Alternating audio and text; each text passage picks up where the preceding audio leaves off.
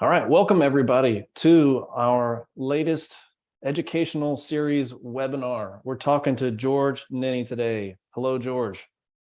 Hello, Matthew. We're going to get to We're going to get to the introductions in just a second. We're going to talking about Google Analytics 4 today, everybody's most favorite, least favorite topic. And when we were putting this whole thing together, it's like you have no choice to migrate or you're just going to die as a marketer. And so it made us think of the old Nintendo game, Skate or Die. If you're wondering why the heck we have our mascot skateboarding, that is why. So here we go. Me, Matthew, Chief Marketing Officer at Trade Pending, George Nenni from Generations Digital. George, just give us the quick background on who you are. And if we have a slide coming up for that, we can jump into it there. Remind me, but yeah, I've been in the business almost 30 years. Started with a company called Dealer Specialties, which was a family business, and they sold that to Trader Publishing back in the day. I stayed on after the acquisition. Trader made acquisitions in DMS, CRM, websites, digital marketing.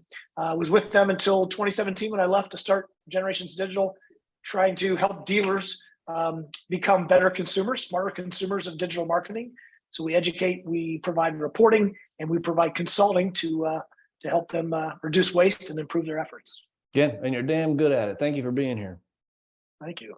All right. So yes, we are recording this. We will share it out afterwards. If you have questions as we go, use that Q&A toggle thing in the Zoom webinar panel. We'll get to those as we go. If we can't get to them, we'll answer them afterwards. The usual drill there.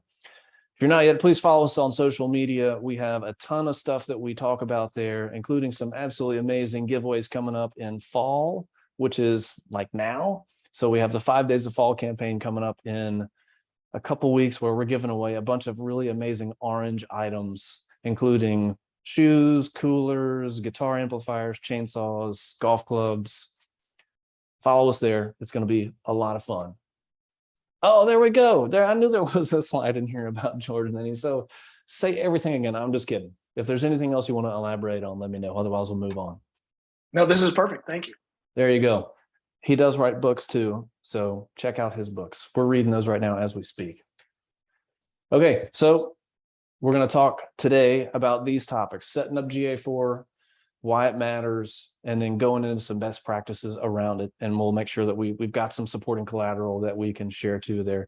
And as you see that cartridge change there, like you said, George, make sure you blow on it there to make sure it actually is going to work here when you install GA4. All right, so at this point, I will turn over the sharing to you, George. And that sounds good. And we'll, can you see my screen? Sure can. All right. So yeah, so the cartridge came out and a new cartridge came in, and that's probably a good comparison. Google Analytics 4 is a completely new system. All of the old data from Google Analytics Universal will not import in, so everyone is starting over.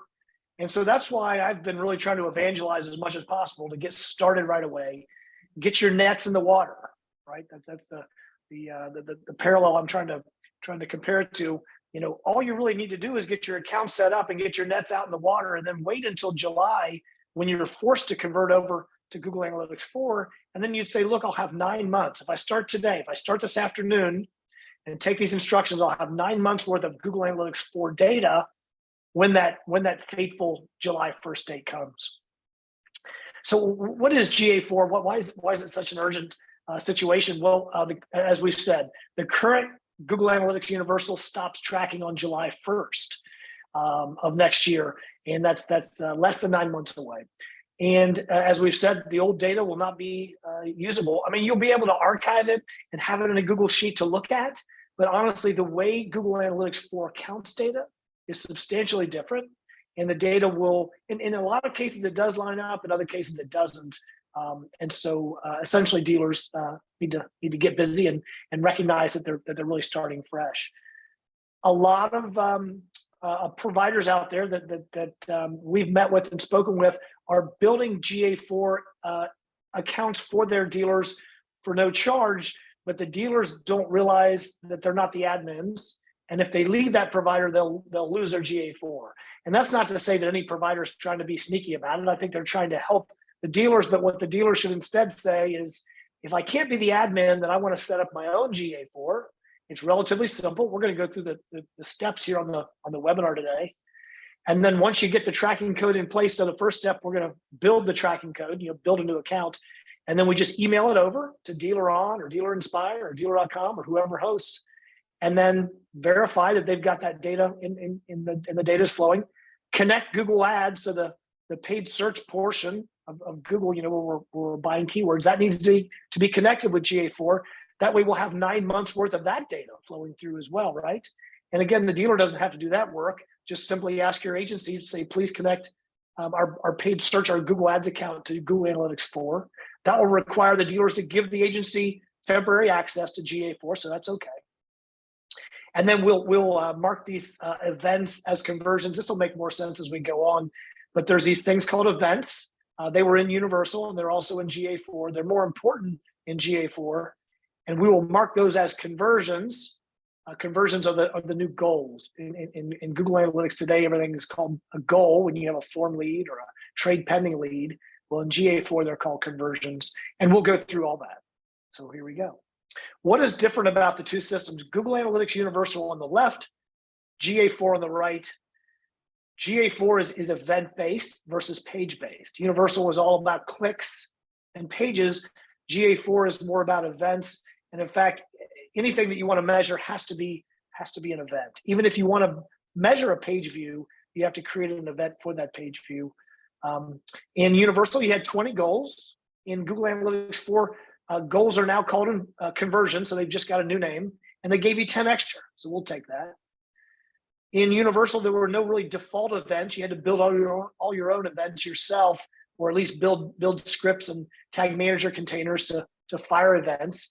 In GA4, there's built-in events, and they're still releasing them. Just a couple of weeks ago, they released lead forms as an event, right? So how wonderful is that? Instead of relying on the website company to generate events for lead form conversions, now that will be something natively built into GA4.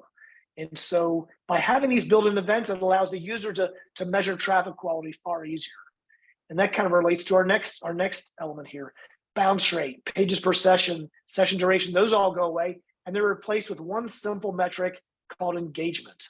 Engaged sessions, engaged users, and engagement rate. They did recently I guess Google got overwhelmed with requests. We want our bounce rate back. And so Google reintroduced bounce rate, but essentially it's just the inverse of engagement rate. So if your engagement rate is 42%, well, then your bounce rate's 58%, right? So it's still your engagement rate. And we'll talk about that definition here in a second. Data streams, it uses these data streams to be able to manage apps and websites together, and it also ensures that the data is more clean. And then these new explorations, which I'll show you a screenshot of, I believe I have here in the deck, much more powerful reporting capability in GA4 that really allows the user to answer a lot of questions. All right, George, we got Sure. our first question coming in. All right. So the one is there a trick to getting my website provider to add my GA4 tags to my website? And I have some thoughts on that, but George, how would you approach that? Basically, she's saying she's asked a bunch of times and they're saying they're going to get to it, but they just haven't done it yet. Yeah, I mean, some website providers are having some hiccups, but none of the major website providers have said they're not getting those implemented. I mean, I think I would just ask for an escalation. I would just ask them to escalate the ticket to second level support and then maybe to development. And then if not, feel free to ping me. I've got plenty of high level contacts at website companies, and they're wonderful. I mean, they've been working with us super well to get all of our customers converted. So. And yeah, here from the trade pending side, I do know. So we're also participating in the Automotive Standards Council for GA4 put on by Brian Pash. And I know that a lot of the website providers are still kind of locking down what their spec for the events is going to be. And my guess is maybe that's playing into a little bit of the delay there. And from trade pending side, we're still working on getting all that stuff set up. So somebody wants to share their GA4 ID with us right now, we can take it, but we may or may not be able to implement it right this moment. So it wouldn't necessarily do you any good. Sure. So I think, and yes, the event standards are something that we endorse and are excited about seeing the results from those. any time that we can get things standardized and simplified in terms of, how we're reporting on those, that makes perfect sense to us. I don't think that would cause any delays, though. I mean, we literally converted 200 dealers to GA4 in June of this year in a couple weeks, and we mass sent them to Dealer On, Dealer Inspire, Dealer.com, Giselle, Remora. I mean, they all got them all up. But we do have, out of those 200, I think we have 2 that are just hung up. They cannot figure out why. But those are the albatrosses. Right. Not 99% of all those, because really they're just putting tracking code in place. And we'll show you as we go through. I've got a sample email that you can send them. I mean, we want to make sure that they run parallel. We don't want them to rip the universal out and replace it with GA4, that happened a few times. So we want to make sure that the old stuff's still tracking and the new stuff's tracking too. Good context. Thank you. And we got another question coming in, but I think you're going to answer it on this slide. So we'll just keep riffing, George. No problem. Okay, the definition of an engaged session: sessions that last longer than 10 seconds, or each one of these is an or had a conversion event, or had at least 2 page views. The 10 seconds can be changed. You can go into your stream and change that default setting, but honestly, it doesn't change the results much. Session time is more accurately counted on GA4, and so this ends up being a very helpful metric that allows you to sort out your, here's all my overall traffic, and here's my true shoppers. Here's the people that are engaging with my site. So we love this new approach. And then also fundamentally, I mean, this is a big one. The second bullet, if you don't take anything else away from today's webinar, understand that GA4 really breaks out users and sessions fundamentally separately in GA4, where they didn't do that in Universal. And what I mean by is that conceptually what GA4 wants to help you answer questions around is saying, who first sent us a user? And then how many active users do we have in our window, if that's a 1-month window or 2-month window? And then tell me about those users. Are they converting? Are they, are we getting repeat sessions? And that is very user-based, not specific people, of course, but cohorts of users and their behavior.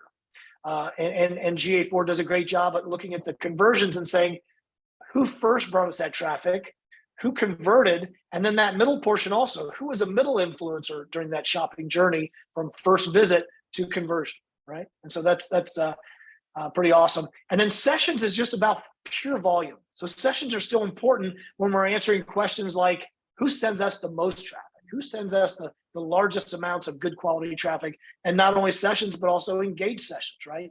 So from now on, when we're looking at sessions, we'll ask those agencies to say, show us your users, show us your sessions, and then the engaged users and the engaged sessions. And you'll know when you're looking at reporting in GA4, if you're looking at a user report, all the fields will start with first user, followed by something else. If you're looking at traffic reports, everything starts with sessions and then everything else, right? So we might have first user source medium, sessions source medium. Those will be 2 different metrics, both source mediums, but answering different questions.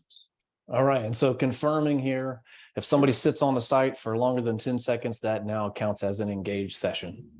Correct. Got it. Thank you. Active users. So this concept of active users, those are shoppers that have had engaged sessions. So first of all, they have to have had engaged sessions, and then it's whatever the active time period. So if I've got my date set at last 30 days, it's going to show me active users within that last 30 days. And this can be a really powerful metric also, right? Because we know the automotive shopping journey is not linear. It's not like they came through Google paid search, converted, and then came in to buy a car, right? We know that the research, and they come in through OEM sites, they come in through cars.com and other third parties, and then they might come back through paid search or organic, then they finally convert. Well, we'll be able to see those active users and the time frame within their active, how long it takes active users to convert, and a lot of additional insight that we really didn't get out of Universal. Conversions, okay, this is another new metric. It's really just the old goals, right? Instead of goals, now they're called conversions. They're based 100% on events. And as we mentioned, we have there's a typo there. That should say first user. So first user conversion and then sessions conversions. Again, all about users versus sessions. Okay.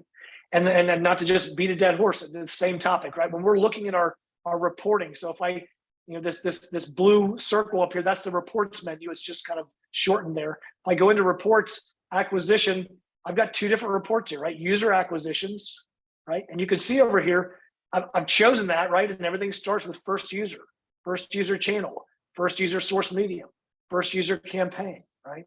If I were to click on this traffic campaign, it's the exact same report. Everything starts with sessions, just answers different questions. All right, so I'm going to go through this fairly quickly because you're going to get the presentation deck. In addition, you're going to get a detailed PDF that will go a layer deeper than this, and we'll show you exactly how to get conversions, the conversion process started. First, you need to make sure you have the permissions that are high enough, and just this may not make sense to you, but just ask for this level of permission, right? You have to have account level access with editor permission. And once you do, you go down to your admin. This is the old universal, right? So you set it up within the old account. And then it's got this slick little GA4 setup assistant, which makes it super easy, right? So we click on that, a few more clicks, and look, we've just built our own GA4 tracking code, right? So we don't have to depend on someone else who may not give us the admin access. We can very easily create our own, okay? For those who have used Google Analytics Universal in the past, there was always this ID, right? The UA number. Hey, what's your UA number on that Google Analytics? Well, in GA4, it's a G number, right? So whenever you see a G dash and then some number, hey, that's someone's Google Analytics 4 account. Whenever you see someone's UA number, well, that's the old Universal Analytics account, right? So when we're talking to our trade pending support rep and we say, look, we've got GA4 ready to go and we want to get tracking in place, they may ask us, hey, what's your G number? There's a number of different places where you can go to find that. But that's the information you send to your website provider to install the code. Here's sample email that you would send to your website provider, again, making sure that they are going to run parallel and keep the old universal data flowing. And then we're set, so that is essentially the setup. That's off to the races. Once they tell you that the data is flowing, we want to go in here and we want to verify it. There's a number of different places you can verify it. You could go to the home screen and it would either say, however many active users in the last 7 days, or it would say no data flowing. So it's very easy. Just go to the home screen on your analytics and wait for that to flow. It should take 2 hours, 3 hours from when they tell you it's live. But if it takes days, something's wrong, right? So if 24 hours pass after the website provider says, yes, code's in place, you're good to go, then just have them double check that and re-implement that. All right, so events. Events are one of the fundamental pieces that drives GA4, and we want to be able to mark these events as conversions, and that's really how we create conversions in GA4, right? First, we make it an event, and then we simply slide this little radio button over to mark it as a conversion. And how nice is that? Anybody who built goals in Google Analytics knows it was a lot more steps than just sliding this little guy over, right? So it was a lot of work, and so now it's relatively easy. I will give a point of warning with GA4. They don't have views. There's no views as there are in Google Analytics Universal. And so typically website vendors would say, hey, George, can you give us a view access into your Google Analytics? Because we want to create our own view for our agency. Now dealers should be a little bit hesitant to do that because there's no views. And if you give someone GA4 access, well, then they could do some damage, right? They could accidentally go in here and start marking some things as conversion or not. So if in doubt, give them just read access to GA4. Be very careful about giving anybody editor access. There's rumors that they'll add views again in the future, but today they don't exist. And if that didn't make sense to you, don't worry about it. What I would take from that is if someone wants GA4 access, give them read only, unless they can prove otherwise. And so these are all the events, right? So as I go through, these are default GA4 events that are automatically included, right? We talked about that earlier. GA4 automatically fires events for page scrolling, page view, video start, some of those others. This is one that I created just for thank you page creation. And so until I don't remember who does this website for this dealer, but they don't have lead form tracking in place yet. They're still working on the standards and getting that in place. So while we're waiting, I just created a quick thank you page goal so this dealer can have some conversions. And then we were super thrilled to find that Trade Pending is now firing events for conversions. And so that is officially our first third-party plugin that we're able to track conversions on. So congrats to Trade Pending. This is some test data, so ignore when dealers get this implemented, it will look a lot cleaner than this. Really, your dealers want to know, hey, when did the tool get clicked on? When did someone put in their year, make, model on their trade? When did someone put their name, address, email in there, right? So form submit, that's what we're tracking, right? And so we would look for that form submit event and we'd slide it over for a conversion. It also makes it really nice once we have that conversion in here, and that's what it looks like, trade pending, trade submit. Once we do that, we can now report on that and very easily see what's driving all of our trade leads, right? So once we have this event created, and again, trade pending has to first fire that event, and then you slide it over for trade submit to make that a conversion. We'll go into our engagement, and I'll show you this live here in a second. We go into reports, engagement, conversions, and we'll see a choice of conversions. We click on the trade pending, and we can see our where our leads came from. That's by channel. See this drop down? I can change this drop down channel to source medium, campaign, whatever I like for some real easy reporting. I mentioned the exploration templates in GA4. If you love this kind of stuff and you want to start playing with it, you cannot hurt anything when you go into these explorations, and so you can build these all out. These are all specific to each person's user account, so you won't mess anybody else up if you go in. And I love going in here and checking these things out. So let's jump out and see what this looks like in action. Any other questions, Matthew, before we? Yeah, we do. So a question coming in, is there a difference between what is considered a bounce? So if a customer comes directly to the website on a specific VDP, and that's the only page they visit, or is that still a bounce if they bounce off of that? Or is it looking at other things they do, like if they're checking out photos, if they're scrolling down, things like that? Yeah, I mean, the bounce will be similar, just not exactly what the engagement. And the engaged metric, of course, is looking at that 10 seconds, is looking at the one page and the conversion events. Bounce was any session, any single page session with no interaction. So today that's the goal that's the definition of bounce in Universal.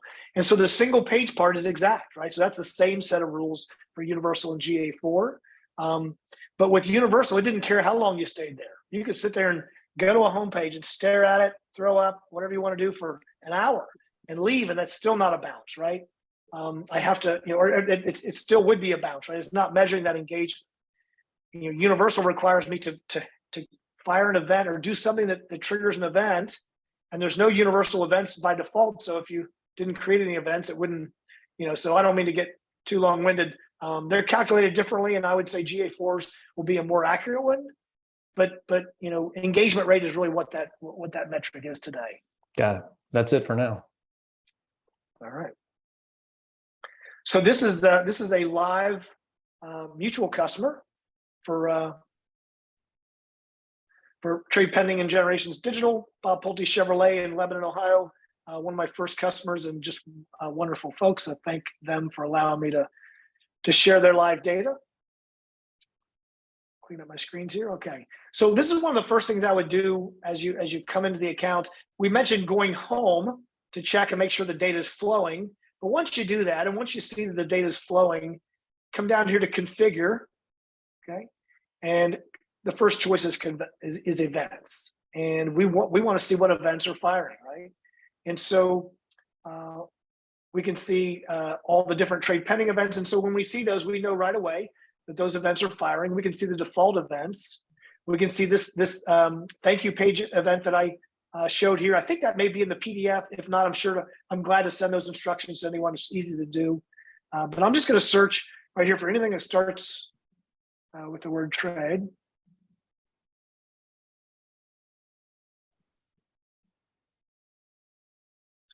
Computer's a little slow here.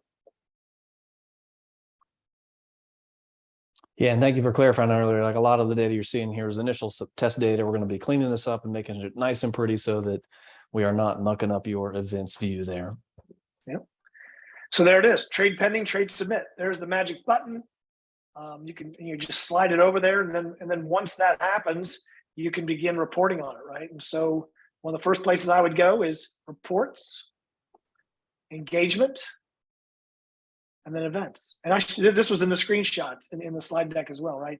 So once I go here, I'll get all these different event names, right? So here's all these different events.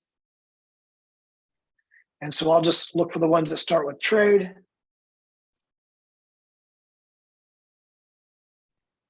There's my trade submit.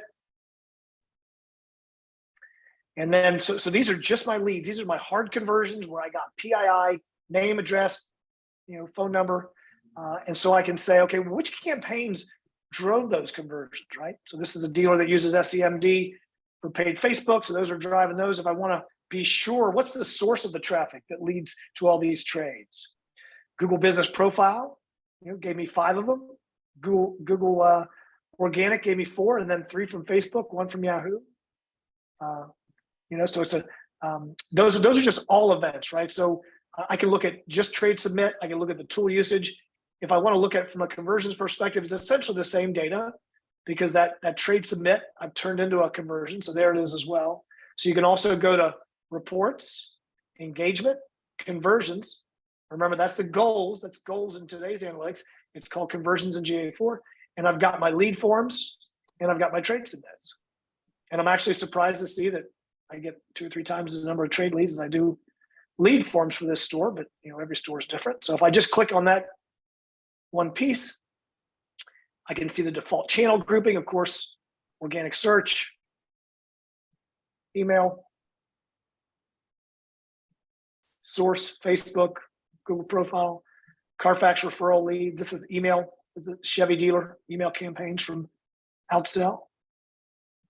Anyway, so it's GA4 is not the big scary monster that folks may fear. It's different for sure, but it's I think it's much more powerful, and I think the reporting is out of the box, a lot more user friendly. The way I like to think of it is, if you move to a new neighborhood in a new community and you live in one of these big giant neighborhoods, you might have to use Google Maps to get home that day. On your first day home from work, left, right, I don't even know where I am. 2 weeks, do you have to use Google Maps? No, you know your neighborhood. Why? Because you've been there so many times, right? So commit yourself to the software, get in there twice a week, spend 30 minutes twice a week exploring, playing around, and then you'll be surprised in 6 weeks, how well you know it. But you got to commit to getting in there on a regular basis. That's great advice, because I can tell you as a marketer myself, it hurts to oh, really? Google is going to make me go learn this, a completely new way of thinking about things. You're killing me. But it is what it is, right? That's right. That's right. All right, we got some more questions coming in. How does GA4 handle subdomains, like where the DR tool resides? I don't know. It has to handle it in terms of reporting on it. If you can report, I can take it as a takeaway, but I don't know that answer. All right, we'll have to find that one out. All right, next question. So I guess the question where the DR tool resides. I mean, GA4 doesn't really care if your DR tool sits outside your website, or if it's on a subdomain. As long as it can fire events into GA4 that can be counted, then it doesn't really matter. With a DR tool, you're not really measuring traffic. It's a conversion method. So really, we just need that method. All we need is an event. So if they can fire an event into GA4, which all the DR tools effectively fire events into Universal, Roadster, AutoFi do a fantastic job firing events. So as long as they can do that for GA4, good to go. Got it. Next question. Universal Analytics had a really easy way for me, the person, to see my overall referral traffic. Is there any type of online resource that is walking people through, hey, here's what you used to have in Universal, and here's the step-by-step to recreate it in GA4? Not really, but again, I'm not trying to plug the book, but if you get my book and go to the reporting section, Report Snapshot is my favorite place to start. That's a great place. When you go in there, and you probably saw that on Pulte's screen, you go into acquisition reports, Report Snapshot. And the thing I like about it is it's almost like storytelling. It even says, where's my sessions come from? Where do my users come from? And as you do any kind of drill down, you go right into that, right? So to answer that question, In Universal, everything was sessions. So you're really looking for session reports. Traffic is what it's going to be called in GA4. So you'd go to the traffic report, you'd look at that report snapshot and just say, where's my traffic coming from? That would be session, session channel. That would show you your referral traffic. So that'd be my, it'd be easier to to show you live, but essentially go into traffic reports and then go into sessions by channel, default channels by sessions, and you'll see your referral. Yeah, it's all there. As you understand it, what's the difference between organic, social, and social? I think we saw a screen in there where it had those two listed differently. Yes, good question. So that's a new channel. So GA4 introduced some new default channels, and one of those is organic social. And so in the past, if you're doing paid Facebook campaigns, we've always said do source Facebook, medium should be social, lowercase social, and that makes it go into the social channel. But there's never really been like a paid social or organic social. And so with GA4 now, if you choose, the one I like is to use paid, the word paid, lowercase. So source Facebook, lowercase, paid for medium, we'll put it in organic, or we'll put it in paid social. If you do source Facebook, medium social, the way we're doing it now for paid, it will become organic social. That's kind of a pain. That means on July 1st, you actually have to change all your UTM tagging for your paid campaigns, paid Facebook, and change the medium from social or CPM, whatever you're using now, to paid, PAID, lowercase. Got it. And I've got one of these documents, I've got a UTM tagging guide as well. I can provide to Matt, and he'll send that to all the attendees as well. And that will give you the GA4 UTM tagging guide that'll unravel that whole thing for you. Wonderful. All right, next question. We set up GA4 a few months back, but didn't set up events. I'm wondering if we can measure that data that we have collected already. I think it's a good opportunity. Like what's out of the box default versus custom events you might be creating, or that partners or companies like Trade Pending might be sending in. Yeah, so if you set up GA4 a few months ago, the default events will be firing. There's also some events called enhanced measurement events that are optional, but the default is on. So unless you decided not to measure those, things like page scrolling, video start, video completion, those may or may not be turned on, but I suspect they're probably turned on. So you'll have those events. You won't have any conversions unless you slid those over to make those conversions, but you want to be choosy about that. I would only do the hard conversions, lead forms, chat, click to call. But then, yes, then you just start getting your custom events from Trade Pending and others, and then choose which ones to slide over to make those into conversions. And then you've got that data going forward. But yes, it won't go back and backfill. If you start firing events today, it only moves from that day forward. Wonderful. Next question. To your knowledge, once Google makes the big change to GA4, will you still be able to access your historical GA universal data? Yes, they've said, I think they've gone on record and said 6 months at least. So you'd have access to it. So what we're having dealers do, I mean, we essentially take all the Google Analytics data and move it into Data Studio anyway. So we're just converting all the universal stuff to GA4 into Data Studio. But at the same time, you want to make sure that you download everything out of Universal, and I would put it into a Google Sheet. That way you could bring that into Data Studio, or you could bring it in somewhere else. So I would export like your last 5 years or 2 years worth of data out of Google Analytics Universal and put that into a Google Sheet. If it were me, I'd run a source medium report. I would add a secondary dimension for campaign. 5 years ago, I would just try to get as much data as possible, and then open up all the rows it'll give me, and then start harvesting that data off. Wonderful, thank you. All right, we got a repeat offender here, but it's really a repeat offending with great questions. All right, so and Universal had to write out some filters using regex in order to get all the Facebook traffic to kind of come in as one source, like mobile, like M_Facebook, Facebook, L_Facebook. Will GA4 do this automatically? Do you know? I don't know about automatically, no.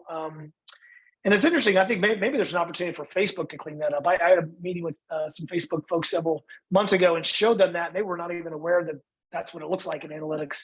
Facebook has has paused any development, on their analytics product, and now I think maybe they may look to GA in the future to attribute their campaign. So that'll help solve that.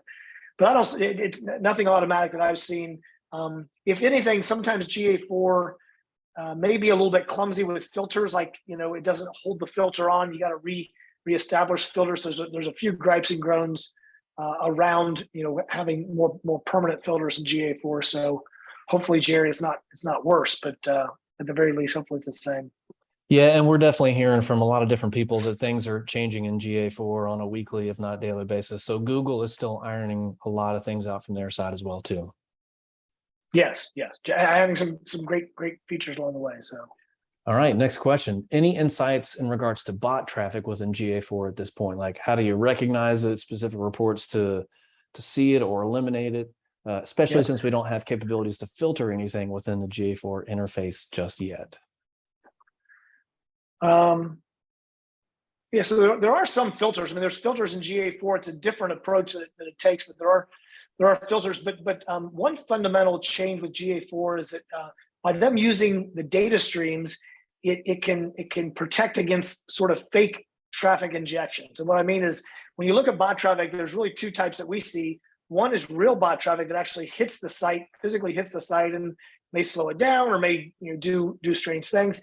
The other is injected bot traffic. That it's really just injected bot traffic reporting into Universal, and so we see these wild spikes in traffic from these weird sources. It never really hit the website, but they're just kind of faking it out. In some cases, they've got vanity URLs and they're trying to bait people into clicking on or whatever it is. And when we see those, because we're running today, parallel in GA4 for all those dealers, we see it and it's not in there. So it's much cleaner. But I don't know that it's going to be cleaner in terms of true bot traffic, since that traffic actually will hit the site.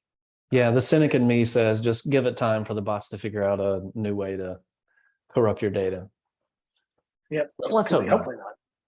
All right. So wonderful question so far. I'm going to hop back over here to my stuff. If you have questions, keep throwing them in there. We'll keep going here. And slideshow time.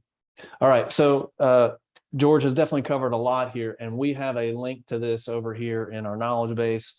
You'll get the deck afterwards. We'll be sharing out the link to this basically super duper instruction setup manual that George has put together there. And we've also got a lot of other great content in there. Well, one of the webinars we held last month was about the guide to getting started on TikTok. Wildly popular and successful. Definitely worth something checking out there.